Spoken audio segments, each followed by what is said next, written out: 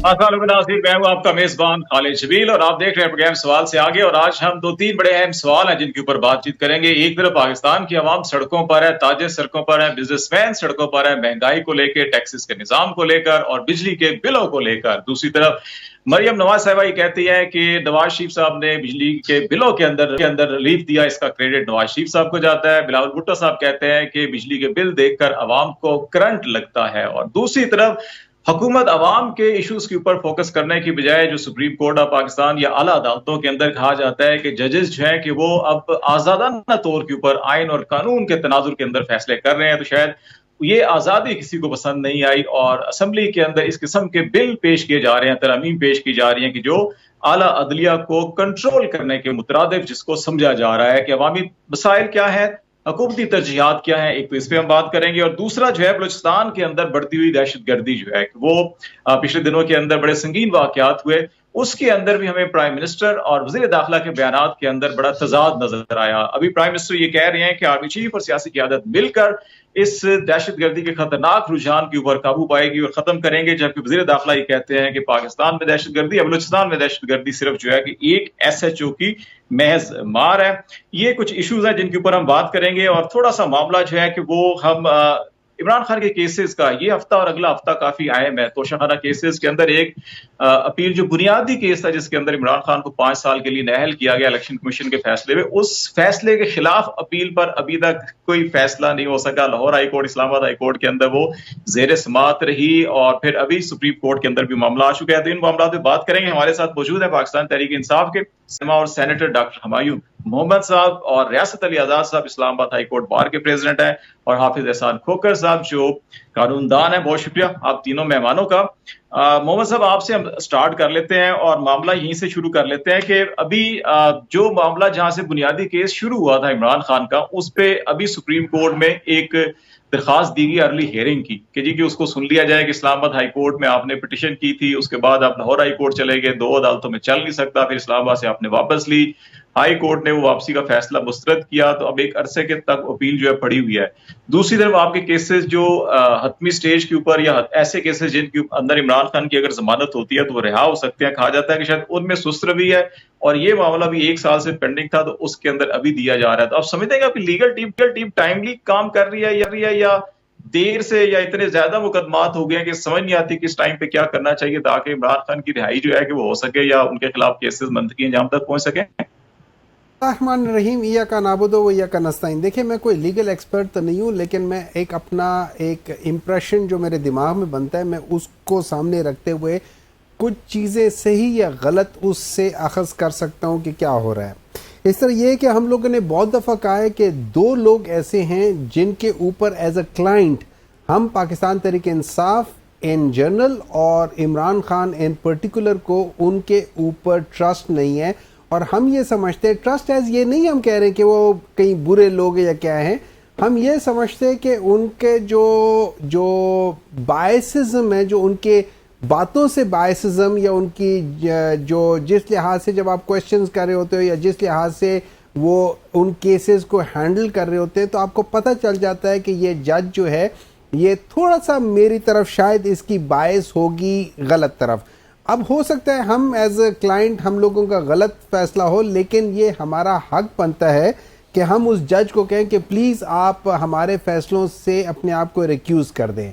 अच्छा, एक जो महज़्ज़ब दुनिया होती है ना, उसमें नॉर्मली अगर कोई जज के ऊपर कोई क्लाइंट उनके ऊपर एक क्वेश्चन मार्क कर दे तो नॉर्मली उस जज को रिक्यूज़ कर देना चाहिए अपने आप को, क्योंकि अगर वो सही फैसला दे या गलत फैसला दे, वन वे और अनदर वे, अगर मैं कहता हूँ कि मेरे ऊपर ये गलत है तो वो फिर अगर मुझे कन्विक्ट करेगा तो मैं कहूँगा कि ये फैसला इन्होंने बायसिज्म किया। तो नॉर्मली उस चीज़ के लिहाज से जो मेरी अंडरस्टैंडिंग है कि वो कर लेते। अगर वो ना करना चाहे वो अपनी जगह है, उनके पास एक देखिए एक लीगल उनके पास हक एक चीज़ होती है, एक मॉरल जो या एथिकल जो चीज़ होती है वो अपनी जगह पर है। तो हमारा तो ये ख्याल है कि जिस तरीके से ये केसेस चल रहे हैं और ख़ासतौर पे जो हमारे बेल वाले हैं या जो हमारे हक में चीज़ें जिन पे हम वो कर रहे हैं, वो चीज़ें 1-1 साल कितने कितने महीने तक लगती नहीं है। दूसरी तरफ वहां पे जब हुकूमत कुछ चीज करती है, आज लगाती है, अगले दिन वो लग जाता है। तो उससे हमें ये ऐसा लगता है कि ये दो चीफ जस्टिस साहब हैं, ऑनरेबल हैं, अपनी जगह पर हैं, लेकिन हम ये समझते हैं कि इनको पाकिस्तान तहरीक इंसाफ से हो सकता है कोई बैर हो सकता है कोई हम लोगों ने जाने अनजाने में उनको कोई ठेस पहुंचाई हो, तो वो कहीं अपना स्कोर सेटल करना चाहते हो, या आई डोंट नो। इंसाफ के बुनियादी तकाजे शायद पूरे नहीं हो रहे आपके केसेस में। रियासत अली आजाद साहब, आप अगर इंडिपेंडेंट ओपिनियन दीजिएगा, इस्लामाबाद हाई कोर्ट बार के प्रेसिडेंट भी हैं आप, तो ये जो सारी सिचुएशन है इसमें आपको लगता है कि कहीं ना कहीं पीटीआई के बुकला में भी शायद कहीं कुताही है कि चीजें जो है ज्यादा तवील तवालत इख्तियार कर जाती हैं, या बैक वक्त दो अदालतों के अंदर भी केस करना है? तो बुनियादी नुकता होता है, वकीलों को पता होता है कि अगर एक जगह पे चल रहा है तो दूसरी जगह कंपटीशन नहीं कर सकते और उसमें चीजें खराब होंगी। या आप समझते हैं कि जो इतराज है जेन्युइनली पीटीआई का वो ठीक है, उसके अंदर वजन भी है और उसको कंसीडर किया जाना चाहिए? देखिए, मैं चूंकि पार्टी नहीं हूँ इस हवाले से, खालिद जमील साहब, मैं समझता हूं कि जो एग्रीव्ड शख्स, हाँ, इसीलिए जो एग्रीव्ड शख्स होता है, जैसे अभी डॉक्टर साहब फरमा रहे थे, तो मुमकिन है उनके ग्रीवेंस जेन्युइन हों। मैं ये इससे कभी ऐसा नहीं कहता, और पार्टीज मिसट्रस्ट भी करती हैं, लेकिन बीइंग प्रेसिडेंट मैं समझता हूं कि जजेस साहबान की ये बुनियादी जिम्मेदारी बनती है कि वो तमाम केसेस के, अपार्ट फ्राम के वो किस पॉलिटिकल पार्टी से उसका केस है, कौन है मेरे सामने, जैद है, बकर है, तो एक ही प्रिंसिपल के तहत उन तमाम केसेस को टेकअप करना चाहिए। उनके अंदर अगर जब एक शख्स, जैसे गवर्नमेंट है, दूसरा शख्स है, कोई पॉलिटिकल पार्टी है, तो एक के अगर केसेस फिक्स हो और दूसरे के ना हो, तो डेफिनेटली उनके अंदर एहसास तहफ़्फ़ुज़ और महरूमी उसके अंदर जो है ना वो बढ़ जाता है। तो ऐसा नहीं होना चाहिए। मैं समझता हूं अदालतें कोशिश करती हैं, इनके अपने ग्रीवियंस हैं, मुमकिन दुरुस्त हों, मुमकिन गलत हों, लेकिन मैं समझता हूं कि अदालतें अपने तौर पे एक आध की हद तक इनके तफुजात मुमकिन है, जैसे सुप्रीम कोर्ट से ये एग्रीव्ड है, इस्लामाबाद हाई कोर्ट की भी ये बात करते हैं, लेकिन सवाल बुनियादी तौर पे ये है कि ये उन जजेस साहबान की जिम्मेदारी बनती है कि वो आइन और कानून के मुताबिक और अपने ज़मीर के मुताबिक, चूंकि उन्होंने जवाब ना हुकूमत को देना है, ना उन्हें किसी पॉलिटिकल पार्टी को देना, उन्होंने अल्लाह ताला को जवाब दे है। आखिरी कार जहाँ पे हम सब ने जाना है, वहाँ पे जो हिसाब होगा, काजी जो होंगे उनका सबसे ज़्यादा सख्त हिसाब होगा। जो काजी होंगे उनके हाथ पीछे बांधे हुए होंगे और उनका हिसाब होगा, यानी इतना कड़ा हिसाब होगा। तो उस मेरिट को देखते हुए ये जजेस लफ्ज इस्तेमाल कर लें या जज साहबान कर लें या मुंसिफ कह लें, कि क्योंकि काजी सिर्फ क्योंकि काजी साहब के नाम के साथ काजी है तो स्पेसिफिक नहीं, मैं काजी और कज़ा जैसे चीफ जस्टिस को बोलते हैं, तो जो फैसला करने वाले जस्टिस है उनको काजी बोला जाता है। मैंने इन दैट सेंस काजी का लफ्ज इस्तेमाल किया, मैंने कोई स्पेसिफिक नाम नहीं लिया। चले, अच्छा, मैं जरा हाफिज साहब आपकी तरफ आता हूँ। बुनियादी सवाल तो यही है आपके, माजी भरा हुआ है, हम तारीख के अंदर अगर जाएं तो बहुत से हमें कैरेक्टर मिलेंगे। मोहतरम बेनजीर भुट्टो साहब जो है कि वो एक खास लफ्ज इस्तेमाल करती जजेस के लिए। मियां नवाज शरीफ साहब भी फिर करते रहे और अभी पीटीआई भी कर रही है। तो ये आप नहीं समझते कि अगर साल पहले या 2 साल पहले हुकूमती हलकों के अंदर ये बात हो रही हो कि ये मुकदमात होंगे, ये फैसले होंगे, इतना अरसा फलां साहब जेल में रहेंगे, इतने अरसे बाद अगर वो रिहा हो रहे होंगे तो फिर ये किया जाएगा, अगर वो चीजें ऑन ग्राउंड एग्जिस्ट करती हों और फिर मामलात, जमीनी हकायक और अदालती फैसले भी उनको सपोर्ट कर रहे हो, तो फिर लगता नहीं है कि शायद वाकई कहीं ना कहीं चीजें मैनेज हुई हैं, rather than कि बिल्कुल एग्जैक्टली कानून और आइन के मुताबिक चीजें आगे बढ़ रही हों? बिस्मिल्लाहिर्रहमानिर्रहीम। खालिद भाई आपका शुक्रिया, और दूसरा जो आपको मामूली सीनरी आई है, अल्लाह ताला आपको जल्द उससे रिकवर करे। अब मैं पहले की तरफ आता हूँ। देखें, लीगल कॉम्पिटेंस होना और बात है, लीगल स्ट्रैटेजी का होना और बात है। जिस केस की तरफ आपने इशारा किया है उसके अंदर मेजर फ्लॉज हैं लीगल स्ट्रैटेजी के अंदर। इलेक्शन कमीशन ऑफ पाकिस्तान के सामने एक डिक्लेरेशन जो है वो इस सेक्शन 137 के नीचे फाइल किया जाता है, और वहाँ के ऊपर जाके इलेक्शन कमीशन को कंसीड किया जाता है कि जी हमने यहाँ नहीं किया, लेकिन हमने जाके जो है वो इनकम टैक्स के अपने गोशवारों के अंदर क्लियर कर दे। हालांकि उस लॉ के अंदर क्लियरली लिखा है। वहाँ के ऊपर जो असल डिफेंस था वो ये था कि 120 दिन के बाद इलेक्शन कमीशन ऑफ पाकिस्तान जो है वो हमें पूछ नहीं सकता। उसके बाद ये है कि जब इस केस का फैसला आया तो इसके 2 एस्पेक्ट से, एक था इसका सिविल एस्पेक्ट और दूसरा इसका एस्पेक्ट था वो क्रिमिनल एस्पेक्ट था। अब हुआ ये है कि इमीडिएटली पीटीआई ने फॉर्मर प्राइम मिनिस्टर की उस जो ऑर्डर था उसको चैलेंज कर दिया इस्लामाबाद हाई कोर्ट के अंदर, और वहां के ऊपर वो मामला पेंडिंग पड़ा रहा और उस दौर के चीफ जस्टिस ने कहा कि आप सारे डॉक्यूमेंट्स लगाएं, मैं इसको सुन लेता हूं। वो डॉक्यूमेंट्स लगे नहीं और मामला पेंडिंग रहा। इस दौरान जो है जो कंप्लेंट जानी थी स्पेशल जज की तरफ वो चलनी शुरू हो गई। अब अगर पीटीआई जो है फॉर्मर प्राइम मिनिस्टर का केस जो था, जो इलेक्शन कमीशन ने डिसाइड किया था, अगर उसको सस्पेंड करवा लेती इस्लामाबाद हाई कोर्ट के अंदर तो आपका कंप्लेंट में चलना ही नहीं था और फॉर्मर प्राइम मिनिस्टर को 3 साल की सजा ही नहीं होनी थी। अब इसके साथ उन्होंने क्या किया कि वो एक जो ऑफ शूट थी उसकी पैरवी जो है वो एडिशनल सेशन जज के पास कर रहे हैं और जो असल केस था जिसके ऊपर सजा हुई थी वो पेंडिंग है और उसको फिर जाके लाहौर हाई कोर्ट के अंदर भी चले गए और वहां पे चलता रहा। और फिर बाद के अंदर जाके एहसास इस चीज का हुआ कि हमारी उस लीगल स्ट्रैटेजी के अंदर प्रॉब्लम है। अब उसके बाद हाई कोर्ट ने निशानदेही की थी जी, पूछा था कि इस्लामाबाद में भी है। नहीं देखे ना कि ये मुमकिन नहीं है खालिद कि आप एक ही चीज को 2 हाई कोर्ट्स के अंदर चैलेंज करें। आपकी जुरिस्डिक्शन एक ही जगह बनती थी। दूसरा उसके अंदर ये आया कि जब आपको उसके अंदर सजा हुई उस चीज के अंदर तो आप देखें उसके अंदर 7, 8 माह 9 माह का लगा था उस सारी एक्सरसाइज के अंदर, लेकिन उस केस को किसी जगह सेटल डाउन नहीं किया जा रहा था। आर्गुमेंट ये दिया जा रहा था चूंकि चीफ जस्टिस नए आए, हमें शायद इन पे ट्रस्ट नहीं है, वही चीज वहां पे थी वही वहां पे थी और अल्टीमेटली जब सजा हुई और उस सजा के बाद जो सस्पेंशन पड़ी रही और आज भी वो मामला उस तरह है। मैं ये कहता हूं कि अगर इलेक्शन कमीशन ऑफ पाकिस्तान का फैसला जो था वो सस्पेंड करवा लिया जाता तो फॉर्मर प्राइम मिनिस्टर का ना ट्रायल होना था ना उनकी सजा होनी थी और अभी भी जितनी देर तक इलेक्शन कमीशन का न्यायालय होनी थी जो बिल्कुल नहीं होनी थी और वो जो और अगर इलेक्शन कमीशन का फैसला अभी भी आप सेटिस्फाई नहीं करवाएंगे तो आपकी सजा तो सस्पेंशन हुई है लेकिन आपकी जान उससे नहीं छूटी। दूसरा उस चीज के हाफिज साहब ब्रेक ले लेते हैं, यहाँ पे ब्रेक लेते हैं तो वापस आ जाते हैं तो जहां पे आप बात करना चाह रहे हैं और फिर ये भी कि जो अवामी मसाइल है वो एक तरफ है और तरजीहात जिस किस्म की कानून साजी हो रही है ये किस तरह से मैच करती है और यहाँ पे हुकूमत और अपोजिशन की क्या जिम्मेदारी है, इस पर बात करेंगे। ब्रेक के बाद नाज़रीन हमारे साथ। वेलकम बैक नाज़रीन, बातचीत कर रहे हैं पाकिस्तान के सियासी मामला, अवामी मसाइल और कानून साजी की तरजीहात बात कर रहे थे। ब्रेक से पहले एहसान खोकर साहब आप बात कर रहे थे, जो मेरा एक बुनियादी सवाल था आपने स्पेसिफिकली टेक्निकली उसको एड्रेस किया उस केस को तोशा खाना के जिसपे इमरान खान साहब को पहली सजा हुई थी।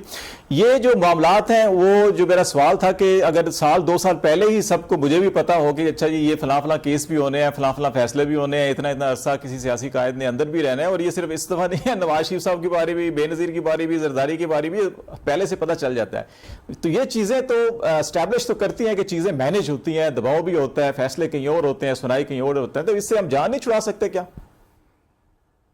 के लिए आपको 2 चीजें करनी पड़ेंगी। एक ये है कि आपको अपने इंसाफ का निज़ाम बेहतर करना पड़ेगा और दूसरा ये है कि आपके अपॉइंटमेंट प्रोसेस जो से ठीक होना चाहिए। कभी इस मुल्क के अंदर चीफ जस्टिस अपने जजेस लगा देते हैं, कभी इस मुल्क के अंदर चैम्बर से जजेस आ जाते हैं, कभी इस मुल्क के अंदर जो है वो पॉलिटिकल लीडर्स इन्फ्लुएंस कर देते हैं, कभी किसी और जगह से चीज़ें आ जाती हैं। तो जब आपका वो सारा प्रोसेस ही उस लेवल का नहीं है कि जो दुनिया ने अडॉप्ट किया हुआ है तो फिर आपको प्रॉब्लम्स आएंगी।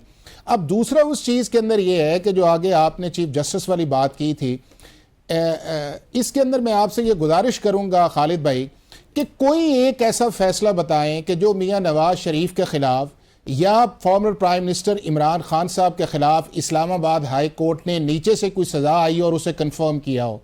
कोई एक बता दे, चाहे वो पनामा वाले केसेस देख लें, सारे माशाल्लाह बाइज्जत बरी हैं और इधर से अब आप देख लें कि आपकी साइफर में भी बरी हो गए हैं, आपकी 190 मिलियन पाउंड के अंदर भी जमानत हो गई है, आप इद्दत से केस के अंदर भी हाई कोर्ट ने आपको रिलीफ दिया है। जब भी जाते हैं आपको उसके अंदर रिलीफ मिलता है। तो अब ये कह देना, और वही रिलीफ कौन दे रहा है? वो आपका चीफ जस्टिस दे रहा है, वही सामने बैठा हुआ है और वो आपको रिलीफ भी दे रहा है और उसके बावजूद आप ये कहते हैं कि वो चीफ जस्टिस जो है वो हमारे केसेस जो है वो न सुने। तो मैं ये समझता हूँ इस चीज़ के अंदर ये है कि हमें थोड़ा सा ये देख लेना चाहिए कि हर चीज़ को इस लेवल पे जाके डिस्क्रेडिट नहीं करना चाहिए कि जिससे ये लगे कि हमारा एक हॉस्टिलिटी का एनवायरनमेंट। हाँ, ये एक चीज़ है कि पाकिस्तान के अंदर केसेस जो हैं वो बहुत बड़ा क्वेश्चन मार्क है कि जब आप पॉलिटिकल गवर्नमेंट के तौर पे आते हैं तो उसके बाद जब आप गवर्नमेंट जाने लगते हैं, जब आप हिस्सा होते हैं तो आप अपने पॉलिटिकल ओपोनेंट्स के खिलाफ केसेस बनाते हैं।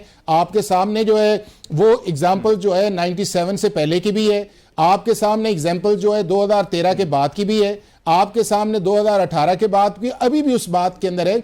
लेकिन ये चीज़ ये है कि सिस्टम को और इस लेवल पे जाके डिस्क्रेडिट नहीं करना चाहिए कि जी जो मैं कहता हूं वो है। अगर यही बात मान ली जाए कि जो अभी कही जा रही है, तो यही तो नैरेटिव जो था वो मियां नवाज शरीफ साहब का भी था। तो उस वक्त भी वो ये कहते थे कि ये सारा जो है वो फिक्स्ड मैच है। तो क्या दूसरी पॉलिटिकल पार्टीज ने वो वॉइस उठाई थी कि मियां नवाज शरीफ जो कह रहे हैं हमें ठीक है? उस वक्त तो हम बड़े सीना जोरी करके जो है वो सुप्रीम कोर्ट के अंदर जाया करते थे। उसके बाद आप देख लें कि राना सनाउल्लाह का इंसिडेंट आया, क्या हमने उसको कैंडम किया कि ये इस चीज के अंदर हो रही है? क्या ये मुमकिन है? आपके सामने व्हाट्सएप के ऊपर बदले भी चेंज हो रहे थे, और अभी भी जो चीजें इसके अंदर हो रही हैं, हो ये रहा है कि जब आप पॉलिटिकल कन्फ्रंटेशन के अंदर जाते हैं तो उसकी एक पॉलिटिकल प्राइस है, और वो पॉलिटिकल प्राइस जो है वो आपको फिर देनी पड़ती है। और उसका इंपॉर्टेंट ये है कि आप अपनी लीगल स्ट्रैटेजी को और एक पॉलिटिकल डायलॉग के अंदर जाके चीजों को नॉर्मल करें और सिस्टम के अंदर वापस आके जो है फिर उसके अंदर बात करें, तो ये चीजें आगे जाएंगी। अदरवाइज ये चीजें इसी तरह चलती रहेंगी, नहीं होंगी। मोहम्मद साहब, ये सारी चीज़ें आपके सामने भी हैं, और दूसरा अभी जो कानून साजी जिस किस्म की जितने भी अभी बिल पेश हो रहे हैं और जो ऑन ग्राउंड रियलिटीज़ हैं, हमारा बिजनेसमैन, हमारा ताजर, आम आदमी और यूटिलिटी स्टोर्स कॉरपोरेशन के मुलाजमीन हों या कोई और बाकी लोग हों, वो सारे के सारे सड़कों के ऊपर है। और मैंने पिछले यकीन जाने को 25-30 साल के अंदर जो है कि इतनी ज़्यादा मुअस्सर हड़ताल जो है मैंने नहीं देखी जो अभी 28 को ये कल हुई है। तो ऐसे हालात के अंदर जो हमें पार्लियामान के अंदर तरजीहात हैं वो डिफरेंट नज़र आती हैं, चाहे वो हुकूमती बिल हों, प्राइवेट मेंबर डे के बिल हों, और जिस किस्म की कानून साजी सारी सारी अदलिया रिलेटेड भी आ रही है। तो आप समझते नहीं है कि ये जो पार्लियामान है ये डिस्कनेक्ट है अवामी इश्यूज के साथ, तो इसको कनेक्ट कैसे किया जा सकता है? देखिए, सिंपल सी बात ये है कि वो लीडरशिप जो वोटों पे ना आई हो, वो कभी वो उधर ही कनेक्ट होगी जिसके साथ वो आई है। अगर आपको लाने वाले अवाम है तो आप अवाम के साथ कनेक्ट होंगे, अगर आपको लाने वाले कोई और हैं तो आप उनके साथ कनेक्ट होंगे। तो इस वजह से अगर आप देखा जाए तो इनको तो उसकी ज़रूरत ही नहीं कि अवाम क्या समझते क्या नहीं। अवाम ने तो इनको मुस्तरद कर दिया था ना, उन्होंने तो इनको टोटल 17 सीटें नहीं दी थी। तो आप मुझे एक बात बताएं, ये उस अवाम के लिए क्यों कोई डिसीजन लेंगे? इनको उनसे क्या लेना देना है? ये लोग आज चीखें मार रहे हैं कि जी हम लोग जो है, हम लोगों को मूडीज ने वो अपग्रेड कर दिया। अगर आप मूडीज की ग्रेडिंग देखें और उसको पढ़ लें तो ये 2023 में जो मूडीज ने ग्रेडिंग दी थी इनको, उसका अगर आप पढ़ ले, इट वाज ऑलमोस्ट और नियर बैंकरप्सी का था, ऑलमोस्ट और नियर बैंकरप्सी। आज जो उनको दिया वो वेरी हाई रिस्क के लिहाज से किया हुआ है, ठीक है। अच्छा, जिस वक्त ये लोग आए थे और अब ये लोग कहते हैं कि जी पाकिस्तान तरीके से, जब ये लोग आए थे 2022 में, उस वक्त जो मोडीज की रेटिंग थी वो अप्रैल 22, हाँ, वो बी पॉजिटिव के लिहाज से थी। उसमें अगर आप देखें तो दैट इज, उसमें ये नहीं कह रहे थे मोडीज कि जी बहुत जबरदस्त है, लेकिन वो स्टेबिलिटी की तरफ जा रही थी, उसमें भी जरा रिस्क इन्वॉल्व था। लेकिन गवर्नमेंट का एतराज ये है मोहम्मद साहब के उस वक्त रेटिंग बी पॉजिटिव थी, अभी आप भी पॉजिटिव नहीं है। अभी खोकर साहब भी जैसे कह रहे हैं कि अपोजिशन बी पॉजिटिव नहीं है, बी पॉजिटिव हो तो इस्तेहकाम और तरक्की हो जाएगी। इससे ये हो जाता है कि मैं आपको एक बात बताऊं, वो असल में अगर कोई प्रॉपर पॉलिटिशियन होते हैं ना, जिन्होंने जो मेरिट पर आए होते हैं, तो वो अपोजिशन को बर्दाश्त कर सकते हैं। उसमें जैसे अब ये हमारे होते हुए, पाकिस्तान तहरीक इंसाफ के होते हुए, इन लोगों ने 4 दफ़ा मार्च किया था। मतलब मेरे लिहाज से एक बोगी भर के आई थी कराची से, और वहाँ से कोई 2-3 वैन आ गए थे, और उसमें बाकी सारा जमाते उलमा इस्लाम वालों ने किया हुआ था, उनके कंधे पे आके 4 दफ़ा हम लोगों ने इनको फैसिलिटेट किया, कहीं कुछ नहीं किया। उसकी वजह ये थी कि हम जब आप मेरिट पर होते हैं आपको कंपटीशन अच्छा लगता है, बिकॉज वो कहते हैं ना, the kite rises against the wind not with the wind. तो हमें तो उस चीज की आदत है कि यार अगर कोई किसी लिहाज से हो, ये लोग कभी, इन लोगों ने प्रॉपर तरीके से ऑपोजिशन और जो डिसीजंस हो रहे हैं उसमें आप देखें डिसीजन क्या हो रहे हैं। आते साथ ही इन्होंने सबसे पहले क्या किया, नैब को उन्होंने उनके डिसीजंस को वो किया। अच्छा, अगर आप नैब लॉज देखें तो वो रिट्रोस्पेक्टिवली कर रहे 1985 से। अब भाई अगर तुमने कोई चीज समझते हो कि ये गलत है, आप कहो कि आज के बाद ये चीज होगी, आप उसको रिट्रोस्पेक्टिवली क्यों कर रहे हो? अच्छा, उसकी वजह भी है। अगर आप उसमें सेक्शन 4 पढ़ ले, सेक्शन 4 में उन्होंने ये लिखा हुआ है कि अगर किसी ने मैलाफाइड इंटेंशन से ऐसे डिसीजंस लिए हुए जो पाकिस्तान को बहुत ज्यादा नुकसान पहुंचाए, मिसाल के तौर पे IPPs है, और ये याद रखिए, अगर इलेक्शन एक्ट भी तो माजी से इतलाक होगा ना, सर देखिए, एक्ट का माजी से इतला मेरी नजर में, मुझे नहीं मालूम, मेरी नजर में रिट्रोस्पेक्टिव लॉज जो होते हैं ना वो कभी ठीक नहीं होते। हमेशा प्रोस्पेक्टिव लॉज, मैं इसलिए कहता हूं प्रोस्पेक्टिव कि मैं एज अ साइंस का स्टूडेंट, हमारे सामने दो किस्म की रिसर्च होती है, एक रिट्रोस्पेक्टिव रिसर्च होती है, एक प्रोस्पेक्टिव रिसर्च होती है। जो प्रोस्पेक्टिव रिसर्च होती है वो हमेशा उसकी वैल्यू अच्छी होती है एज अपोज टू रिट्रोस्पेक्टिव, क्योंकि रिट्रोस्पेक्टिव में आप बहुत सारी चीजें उसको असेस नहीं कर सकते। तो मैं ये समझता हूं, मेरी नजर में वो लॉज जो रिट्रोस्पेक्टिवली चीजों को चेंज कर रहे हैं वो जनरली मैं समझता हूं कि अगर इसकी मिसाल देख लें, जो बेनजीर भुट्टो जस्टिस सज्जाद साहब के साथ उनका मसला था, रिट्रोस्पेक्टिवली वो कर रहे थे, जस्टिस सज्जाद साहब ने या सुप्रीम कोर्ट ने उसको उड़ा दिया था। फिर मेरे ख्याल में एक ये क्या नाम है, मुशर्रफ साहब के जमाने में, और फिर सजाद अली शाह साहब को भी उड़ा दिया गया था। बस देखिए ना, यही चीज है ना, हमारी प्रायोरिटीज देखिए, पाकिस्तान में आपने भी सुना है, मैंने भी सुना है, और हमारे ऑनरेबल लॉयर्स ने भी सुना है, वो कहते हैं जज कर लो जी, ठीक है ना, आप लॉयर को क्यों पैसे देते हो, जज को पैसे देते हो। देखिए, जब परसेप्शन पाकिस्तान की ये हो, नहीं हम तो देंगे, लेकिन वो जब परसेप्शन ये हो कि आप जज कर लो, तो ये अभी क्या कर रहे हैं, ये नंबर बढ़ा रहे हैं, ये बेसिकली उसी फॉर्मूले को लेकर आ रहे हैं कि तुसी जज कर लो, पूरी सुप्रीम कोर्ट में नंबर बढ़ा दो और अपने मतलब के जज लाके अपने मतलब के फैसले करो, लेकिन इससे नुकसान होगा in the long term, Pakistan को ही नुकसान होगा। एक सेकंड, सिर्फ एक सेकंड, ये रियासत अली आजाद साहब वकील हैं, वकीलों के नुमाइंदे भी हैं। एक सेकंड, डॉक्टर साहब ने बात की थी कि जो ये अमेंडमेंट्स लेके आए थे वो रिट्रोस्पेक्टिव था, 1985 से लेके आए थे। जब नैब का ओरिजिनल लॉ बना था 99 के अंदर, मुशर्रफ ने बनाया था, तो उस वक्त भी इसका रिट्रोस्पेक्टिव इफेक्ट था, वो प्रोस्पेक्टिव इफेक्ट नहीं था। 99 के अंदर भी हमने 85 को इफेक्ट किया था, तो नैब के अंदर ये हमारा प्रेसिडेंट मौजूद है कि इसको रिट्रोस्पेक्टिव है, और उसके बाद सुप्रीम कोर्ट की जजमेंट भी आई जो असफंद आर वली वली है, उसके अंदर इस रिट्रोस्पेक्टिविटी को सुप्रीम कोर्ट ऑफ पाकिस्तान ने एक्सेप्ट किया था। तो ये भी इलेक्शन एक्ट में भी ये आ गया मामला। आजाद साहब आपकी तरफ आते हैं। ये मोहम्मद साहब कहते हैं जी कि साढ़े पाकिस्तान में परसेप्शन है कि जज ही कर लो, छोड़ो वकील नहीं करना है, तो आप तो वकीलों के नुमाइंदे हैं, तो आपका भी कारोबार बंद ही होगा लगता है खोखर साहब का आपका। ये मुझे बताएं कि आप जो ज़मीनी हकायक हैं, जो ज़मीनी हकायक आप देखते हैं, अवाम के मसाइल हैं, ताजरों के मसाइल हैं, जो पिछले आपको दिनों से नज़र आ रहा है, पूरा मुल्क बंद हो जाता है, बलूचिस्तान में दहशत गर्दी है, लेकिन कानून साजी, आइन साजी सारी की सारी जो अदलिया रिलेटेड हो रही है, तो ये डिस्कनेक्ट नजर आता है आपको पार्लियामान और अवाम का, और इसका वजह क्या है और इसको कैसे कनेक्ट किया जा सकता है अवाम के साथ? देखें खालिद भाई, मैं ये अक्सर एक लैटिन मैगज़म बहुत सारी दफ़ा ये कोट कर चुका हूँ, और मुझे बड़ा अजीब लगता है ये दोबारा बोलते हुए। लैटिन मैगज़म है सेलस पपुली इस सुप्रीमा लेक्स, यानी बेहतरीन लेजिस्लेशन वो है जो बनाई जाए for the welfare of the general public. एक और बहुत बड़े जूरिस्ट है जिसने इसको सेकंड किया हुआ है।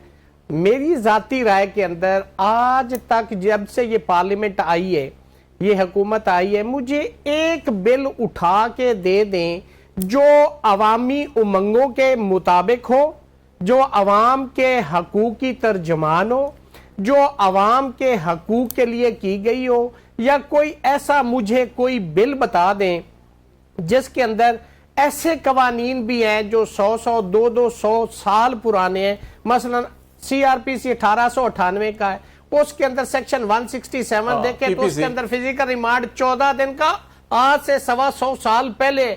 आज दुनिया चांद पे पहुंच गई, आज भी वही है। तो आपने अपने लॉज को अपग्रेड नहीं किया, कुछ लॉज ऐसे हैं जो रिडेंडेंट हो चुके, आपने उनको अपग्रेड नहीं किया। तो मेरी जाती राय के अंदर देखें जो बलोचिस्तान अपग्रेड हो गए, तो हमें और आपको जो 14 दिन रखना पड़ता है वो फिर कहां से रखेंगे? तो हम 14 घंटे बाद बाहर आ जाएंगे। मैं तफ्तीश के हवाले से कि वो उसको बिल्कुल रिड्यूस करके विद इन 2 और 3 डेज उस तफ्तीश को, आपके पास इतनी टेक्नोलॉजी आ गई कि आप उसके अंदर कर सकते हैं। लेकिन कनेक्शन की आपने बात की, बलोचिस्तान के हालात को देखें तो मैं समझता हूं, मेरी ये जाती राय है कि वहां की जो रूट काज है, रूट काज उसको एड्रेस करना है।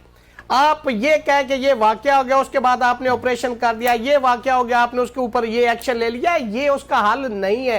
This is not a solution of all these problems. Basically the bone of contention जिसके ऊपर ये मामलात हो रहे हैं, आपने उनको रिड्रेस करना है। बलोचों को ये एहसास महरूमी है, और वो एग्रीव्ड समझते हैं अपने आप को कि शायद सूबा पंजाब एक बड़ा सूबा है। मैं सूबायत की बात नहीं कर रहा, लेकिन आपने देखा होगा कि उसके अंदर जो शनाख्ती कार्ड देख के उनको मारा गया है, तो वो समझते हैं कि शायद हमारे राइट्स इन्होंने, हालांकि ऐसा नहीं है, कतई तौर पे नहीं है, लेकिन वो जहां से एग्रीव्ड है उस रूट काज को आप एड्रेस करेंगे तो इन मसाइल का हल निकलेगा। और हुकूमत की इन तमाम बुनियादी मसाइल की तरफ तवज्जो नहीं है, उनकी तवज्जो खालिद भाई सिर्फ और सिर्फ एक चीज की तरफ है कि आपने बाय वर्च्यू ऑफ लेजिस्लेशन आपने अदलिया को कैसे अंडरमाइन करना है, आपने अदलिया को कैसे कंट्रोल करना है, आपने अपनी हुकूमत को कैसे लेके चलना है। ये उनकी तरजीह ही नहीं है कि जो मुल्क के अंदर इस वक्त गुर्बत का आलम है, जो लॉलेसनेस है, जिस बंदे की 35,000 तनख्वाह है उसको 45,000 का बिल आ रहा है, ये प्रायोरिटी नहीं है। तो जब आपकी लेजिस्लेशन या लेजिस्लेटिव जो आपकी असेंबली है उसकी ये प्रायोरिटी नहीं है तो प्रॉब्लम तो होंगे। आप देखें पूरे मुल्क के अंदर शटर डाउन हो गया है। ताजर कहते हैं कि हमारी कैपेसिटी जो हमारे ऊपर ड्यू टैक्स बनता है हम वो देने के काबिल भी नहीं है, तो हम ये इन एडिशन टू दैट कैसे ये टैक्सेस दें, तो लोगों का तो जीना हराम हो गया है।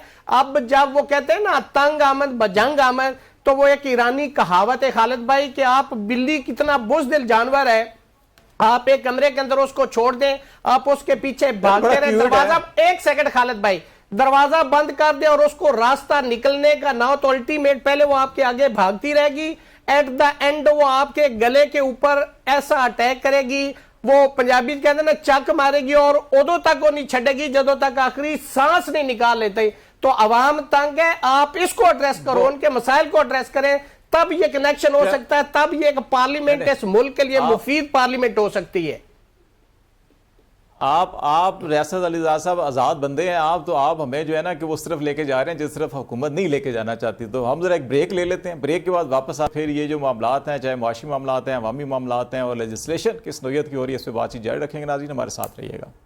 वेलकम बैक नाज़रीन, प्रोग्राम के आखिरी हिस्से में हुकूमती तरजीहात, कानून साजी और अवामी मसाइल के ऊपर बातचीत जारी रखेंगे। खोखर साहब आपकी तरफ आता हूँ। एक छोटी सी खबर मेरी नज़र से गुजरी तो ये उससे हमें अंदाज़ा होता है कि जो कारोबार हुकूमत है, मुमलकत है, वो कैसे चलाया जा रहा है, कि ऐसे इदारे जो पाकिस्तान के ऊपर बड़ा बोझ है उनकी निजकारी की जा रही है। और हुकूमत का वाकई कुछ जगहों के ऊपर जो है कि मामलात नहीं होना चाहिए, कारोबार करना, रेगुलेटर एक अच्छा हो तो ज़्यादा बेहतर है कि निजकारी अगर हमने करनी है जिनके ऊपर हमें अरबों रुपए जो है कि हमें बोझ है हमारे कंधों के ऊपर, उसको ख़त्म करना है। तो अब निजकारी की मुशावरत में सिर्फ और सिर्फ तकरीबन 2 अरब हम लगा चुके हैं, लेकिन अभी तक किसी नतीजे में नहीं पहुंचे कि हमने करना क्या है। तो ये हमारी तरजीहात है कि हम जो काम करना भी चाह रहे हैं उसके ऊपर भी अरबों रुपए सर्व कर जाते हैं, लेकिन उनको फैसला नहीं कर पा लेते। तो ये आप समझते कि कुव्वत फैसला की कमी भी इस वक्त हमें जो है कि या क़यादत की कमी या मर्दम जो अच्छे ज़ेन है उसकी कमी हो गई है पाकिस्तान में कि हम बिल्कुल खालिद ये तरफ जा रहे हैं। खालिद ये एक डिसीजन मेकिंग की डाइकॉटमी है और एक पॉलिटिकल डाइकॉटमी है। अब इसके अंदर सिर्फ एक ही पॉलिटिकल पार्टी ऐसी है कि जो इस सारे प्रोसेस को होने नहीं देती है, पब्लिकली कहती है, और वो है पाकिस्तान पीपल्स पार्टी। और पाकिस्तान पीपल्स पार्टी इसलिए कहती है चूँकि जो भुट्टो साहब थे उन्होंने सारी चीज़ों को नेशनलाइज किया था, और वो मैं समझता ये हूँ कि पाकिस्तान की जो इकॉनमी थी या पाकिस्तान का जो बिज़नेस था, आज उसने साबित ये किया है कि शायद वो बहुत बड़ा सेटबैक था कि जिससे पाकिस्तान आज तक जो है वो सबल नहीं रहा।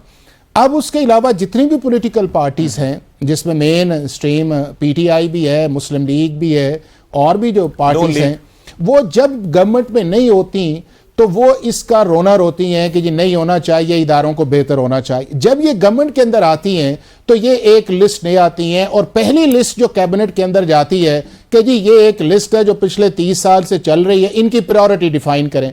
कभी PI ऊपर चला जाता है, कभी स्टील मिल नीचे चली आती है, कभी कोऑपरेटिव ऊपर चले जाता है, कभी नीचे चला आता है, कभी आपकी SNGPL और जैसे उनके माली मामलात अच्छा वो उसके, चूंकि उसकी वजह ये है कि हमारे यहाँ जो है हमारा जो डिसीजन मेकिंग का प्रोसेस है उसमें बहुत फ्लॉज हैं।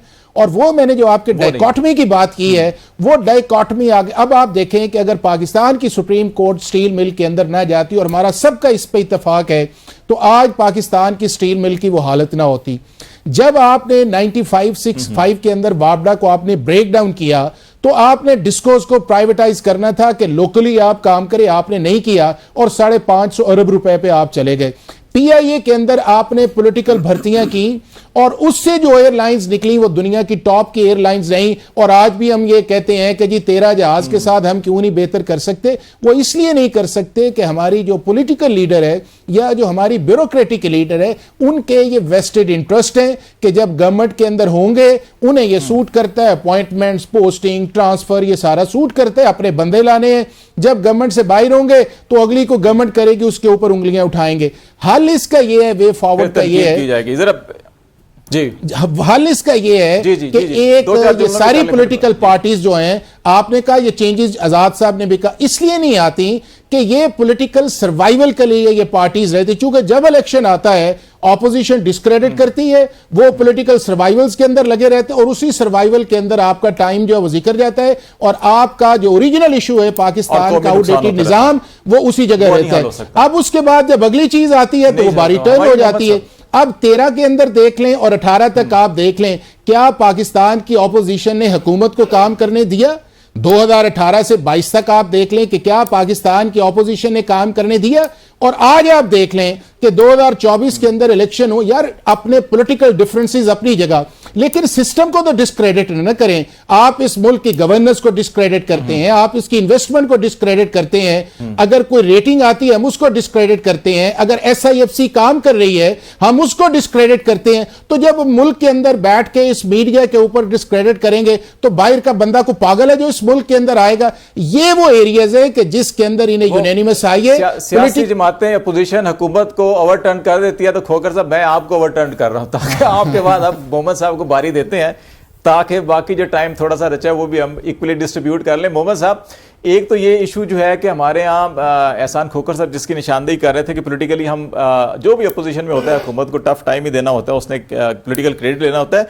दूसरा साथ हल्का सा मुझे बलूचिस्तान के हवाले से भी जरा कहिएगा कि ये जैसे हम ये निजकारी का मामला है वैसे ही बलूचिस्तान, हम बचपन से ये दोनों चीज़ें सुनते आ रहे हैं कि बोझ है हमने हल करना है, वो दहशतगर्दी खतरनाक तरीन है उसको हल करना है, लेकिन हल नहीं हो पा रहे। क्या वजह है? देखिए उसकी वजह एक तो जैसे अभी आज़ाद साहब बात कर रहे थे ना कि हम लोग मतलब सोच समझ के नहीं करते। हमारा बेसिकली जो रिएक्शन है वो नी जर्क रिएक्शन है। अच्छा, नी जर्क रिएक्शन का मतलब ये होता है कि आपका उसमें दिमाग इन्वॉल्व नहीं होता।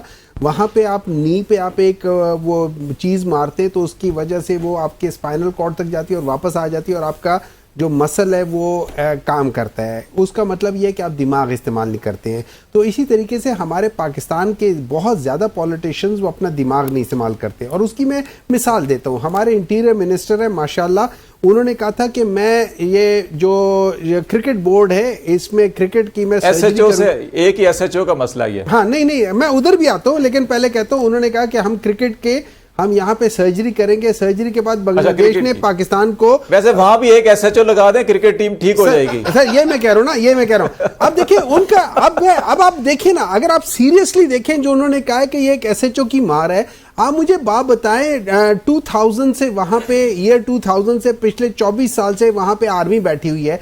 आप ये कहना चाह रहे हो कि यार ये तो एक SHO की मार है? आप कहना क्या चाह रहे हो? मतलब you are actually without thinking, you are demeaning your own. Olympics में थे वो आरिफ हसन साहब, क्रिकेट में तो नजम सेठी साहब और अशरफ जक्का साहब और नहीं, देखिए बात नहीं है, ये बड़ी सीरियसली बात है। वो जो जब आप देखे ना, जब आप नालायक बंदों को ऐसी जगहों पे लगा दोगे तो वो अपने स्टेटमेंट से अपने ही इदारों को डिमीन कर रहे हैं, वो उनको अंडरमाइन कर रहे हैं। फिर बाकी जो बात है, देखिए एक और चीज बात है, अभी बात हुई थी SIFC की। देखिए अगर आप मुझसे पूछे ना एज अ पॉलिटिशियन, मैं ये समझता हूँ कि SIFC should not be there. उसकी बजाय जो प्रॉपर चीजें होती हैं आप उनको लेकर चले, जो सही इदारे होते हैं। हम लोगों ने क्यों ये जो हम लोगों ने सारे जो इस सिस्टम को खराब किया हुआ है, हमने सारे किए हुए हैं, वो हमने ये कि हमने नई नई चीजें किया। मैं मिसाल देता हूं, अगर हम देखें, हम लोग सारे पॉलिटिशियंस को कहते हैं कि 2013, 2018, 2024 के इलेक्शंस है, लेकिन अगर आप देखें ये इलेक्शंस कराता कौन है? हम इलेक्शन कमीशन को नहीं देखते। उन्होंने 2013 में एक चीज इंट्रोड्यूस की, 2018 में दूसरी चीज इंट्रोड्यूस की, 2024 में तीसरी, तीनों की तीनों चीजें उनकी फेल हो गई। इससे ये पता चलता है कि उनकी कैपेसिटी या उनका विल नहीं है। हम लोग क्या करते हैं, हम लोग और अभी उसको रिवर्स भी कर लिया इलेक्शन एक्ट के जरिए कुछ चीजों को। देखिए that is exactly what it is. हम लोग चीजें ऐसे कर रहे हैं, हम लोग डिसीजन मेकिंग ऐसी हो रही है जो कि पाकिस्तान को खराब कर रही है। अगर आप देखते हैं, आप आतिफ मियां साहब की ट्वीट्स पढ़ ले। आतिफ मियां साहब ने पूरा बताया फाइनेंशियली 1980 से लेके 2018 तक पूरा बताया कि पाकिस्तान का ग्राफ कहां होना चाहिए था अगर वो सही काम करता, और कहां है। अगर हम लोग ये याद रखें, 1980 में हम इंडिया से बेहतर थे, बांग्लादेश से बेहतर थे। आज India 3500 GDP per capita income पे बैठा हुआ है, हम लोग 1700 पे बैठे हुए हैं। फिर उन्होंने एक और ग्राफ का बताया, उन्होंने कहा 1995 जहां पे इंडिया और पाकिस्तान का जो मर्ज होता है कि उनका ग्राफ ऊपर जाना शुरू हो गया और हमारा ग्राफ नीचे जाना शुरू हो गया। उन्होंने कहा कि 1995 से भी जो हमारा ग्राफ था, अगर वही हम वो कर लेते तो आज के जीडीपी से 4 गुना बेहतर होता। तो पॉलिटिकल डिसीजन भी नहीं है, पॉलिटिकल विल नहीं है, शायद उसकी वजह है ना हमारे यहाँ पे पॉलिटिकल, उसकी वजह यह कि हमारे यहाँ पे पॉलिटिकल मेरिट नहीं है। जब पॉलिटिकल मेरिट नहीं होगा तो हम वही ख्वाजा आसिफ साहब वाली बात यह है कि वो सुसर कहेगा कि मेरे दामाद को रख लो, ये आपके साथ खड़ा रहेगा, मैं गारंटी देता हूं, तो हम उसके दामाद को वो बना लेंगे, चीफ बना लेंगे। जब आपके इस किस्म के डिसीजंस होंगे तो क्या होगा? मोहम्मद साहब, ये पाकिस्तान में कहते हैं ना कि कानून की हुक्मरानी नहीं होती, इन लॉज की हुक्मरानी होती है। ये बड़ा कॉमन सा जुमला है। रियासत साहब, मैं आपकी तरफ आऊंगा कि तेरे आज़ाद बंदों की ना ये दुनिया ना वो दुनिया। तो ये बताएं कि ये लॉज और इन लॉज से हम कैसे बाहर निकल के, ये बलूचिस्तान बड़ा संगीन मसला है, आपने भी बचपन से ही सुन रहे होंगे, हम भी सुन रहे हैं, और ये निजकारी भी और प्राइवेटाइजेशन और इकोनॉमिक मैनेजमेंट सारी चीज़ें हम सुन रहे हैं 30 40 साल से, लेकिन वहीं के वहीं खड़े हैं। तो आपके नज़र के अंदर बुनियादी मसला क्या है और उससे हल क्या करना है? मैं पहले आपका शेर मुकम्मल कर दूं। तेरे आजाद बंदों की ना ये दुनिया ना वो दुनिया, यहाँ मरने की पाबंदी वहां जीने की पाबंदी। तो मैं समझता हूं कि अगर आप आजादी को, मैं थोड़ा सा खालिद भाई एक बात और कहना है, हमारी कौम जो है ना, इस जैसी कोई कौम नहीं है। सबसे पहले मैं बता दूं, इस कौम जैसी मोहब्बे वतन कौम कोई कौम नहीं है। लेकिन बात यह है कि जैसे आपने प्राइवेटाइजेशन की बात की, मैं एक मिसाल दूंगा।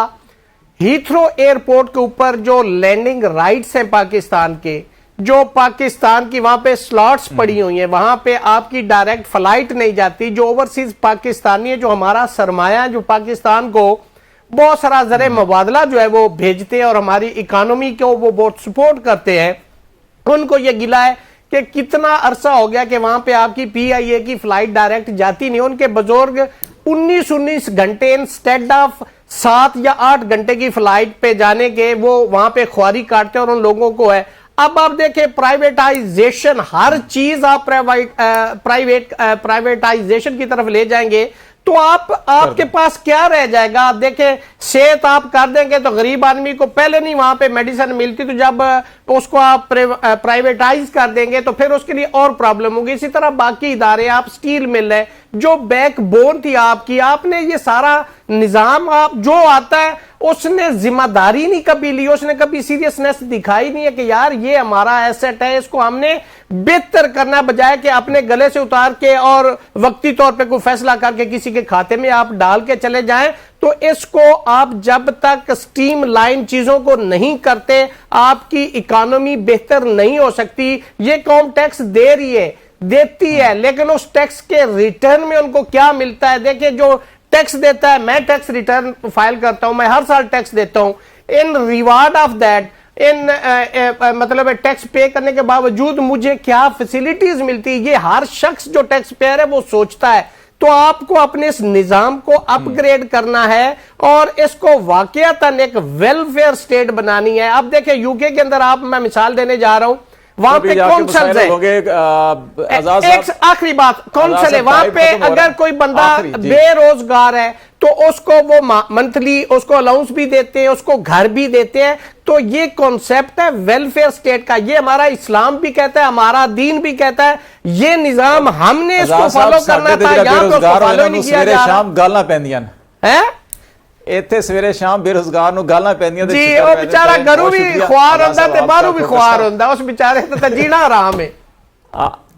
एहसास साहब, आपका भी बहुत शुक्रिया। रियासत अली आज़ाद साहब बहुत शुक्रिया आपका। सेनेटर हुमायूं मोहम्मद साहब बहुत शुक्रिया आपका। नाज़रीन, यकीनी बात, अच्छी एक बात मोहम्मद साहब ने भी कही कि पाकिस्तान में कानून की हुक्मरानी होनी चाहिए, रेदर दैन के इन लॉज, यानी कि अकबरा परवरी नहीं होनी चाहिए, मेरिट के ऊपर हो तो बहुत से मसाइल हल हो सकते हैं। आज तक के लिए इतना ही। खालिद शबील को इजाज़त दीजिए। अल्लाह हाफिज़।